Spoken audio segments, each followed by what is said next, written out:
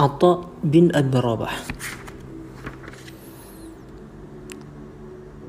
Salama bin Kuhail pernah berkata, tiada aku melihat seorang pun yang lebih mengharapkan wajah Allah dengan ilmunya melainkan 3 orang, Atha, Tawus, dan Mujahid. Kisah Atha bin Abi Rabah.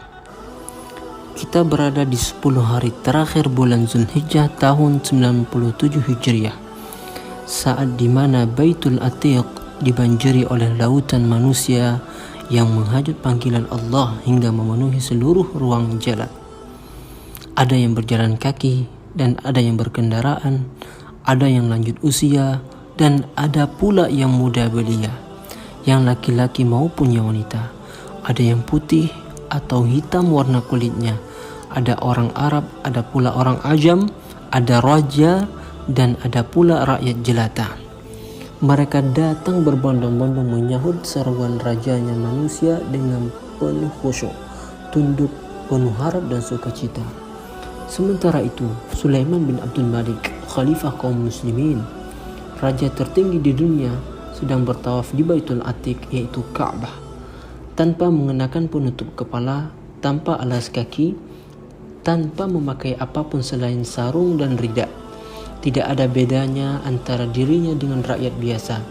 Beliau seperti layaknya saudara-saudaranya karena Allah. Di belakangnya turut kedua puteranya. Mereka laksana bulan purnama yang terang dan bercahaya, atau bagai sekuntum bunga merekah yang indah dan wangi baunya. Setelah usai melakukan tawaf, Khalifah menghampiri seorang kepercayaannya dan bertanya, "Di manakah temanmu itu?" Sambil menunjuk ke sudut barat Masjidil Haram, dia menjawab, "Di sana." Beliau sedang berdiri untuk salat. Dengan diiringi kedua putranya, Khalifah bertandang menuju lokasi yang dimaksud. Para pengawal Khalifah bermaksud menyimak kerumunan orang untuk melapangkan jalan bagi Khalifah agar tidak berdesak-desakan. Namun beliau mencegahnya sembari berkata, ini adalah suatu tempat yang tidak membedakan antara raja dan rakyat jelata. Tiada yang lebih utama antara satu dengan orang lain sedikit pun melainkan karena amal dan takwanya. Boleh jadi seseorang yang kusut dan berdebu diterima ibadahnya oleh Allah dengan penerimaan yang tidak diberikan kepada para raja. Kemudian beliau berjalan menuju laki-laki yang dimaksud. Beliau dapatkan ia dalam keadaan salat, hanyut dalam rukuk dan sujudnya, sementara orang-orang duduk di belakang, di kanan dan di kirinya. Maka duduklah Khalifah di penghabisan majlis, begitu pula dengan kedua anaknya. Kedua putra mahkota itu mengamati dengan seksama seperti apa gerangan laki-laki yang dimaksud oleh Amirul Mukminin, hingga boleh berkenan duduk bersama manusia banyak untuk menunggu laki-laki tersebut menyelesaikan salatnya. Ternyata dia adalah seorang tua Habasyi yang berkulit hitam, keriting rambutnya dan pesek hidungnya. Apabila duduk laksana burung gagak yang berwarna hitam. Syekh tersebut menyelesaikan salatnya, kemudian menolehkan pandangannya ke arah Khalifah duduk. Khalifah Sulaiman bin Abdul Malik pun segera mengucapkan salam dan orang tua tersebut membalasnya dengannya yang serupa. Di sini Khalifah menghadap orang tua tersebut dan menggunakan kesempatan untuk bertanya tentang manasik haji, rukun demi rukunnya, sedangkan orang tua tersebut menjawab setiap pertanyaan yang diajukan. Dia menjelaskan dengan rinci dan tidak menoleh kesempatan bagi yang ingin menambahnya. Dia sandarkan seluruh pendapatnya